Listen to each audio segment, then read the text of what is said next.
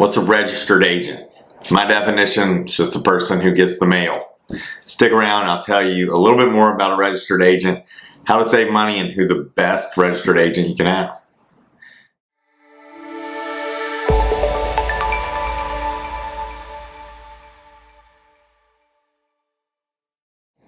All right, you've got an LLC and they're asking you for your registered agent. What does that mean? Is it formal?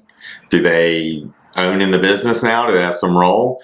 The answer is no. They're just the person you identify or the entity you identify to receive important mail. So I'm a lawyer in my daily practice. If we are going to serve someone with a lawsuit, we look to see who the registered agent is. If the IRS sees that taxes aren't being filed, they contact the registered agent.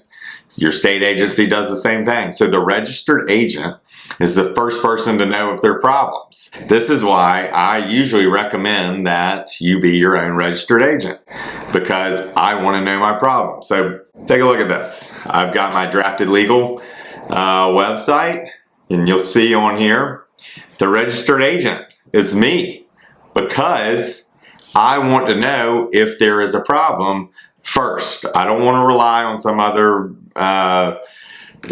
service or website or something like that. And you know how much this costs? This costs $0. Let's go look at our friends at LegalZoom. They charge $300 a year for something that should be done for free. One of the reasons I think it's important that you skip that is to, well, one, you can save the cost on it, but also I want you to have the information. If you're getting a cease and desist from somebody and they don't find your actual address, they send it to the registered agent, then you're relying on LegalZoom or someone else to accurately get that information to you. And if you're getting sued and you don't respond in 30 days, in most states, that means you get a default judgment entered against you, which means the case is already over. You don't get to say your piece, nothing.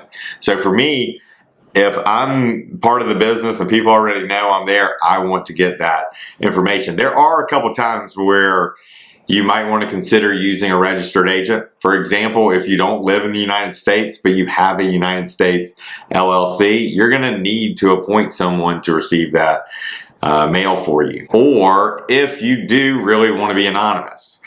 Now, this is not just like, let's take Drafted Legal. Well, look, I'm here on a YouTube video. People can find, they know who I am.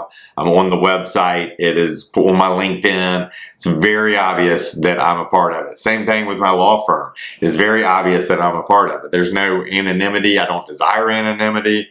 But let's say you own rental property and you don't want anybody to know who owns it. So you don't want to put your name publicly like we showed you with the Drafted Legal LLC filing registered agent.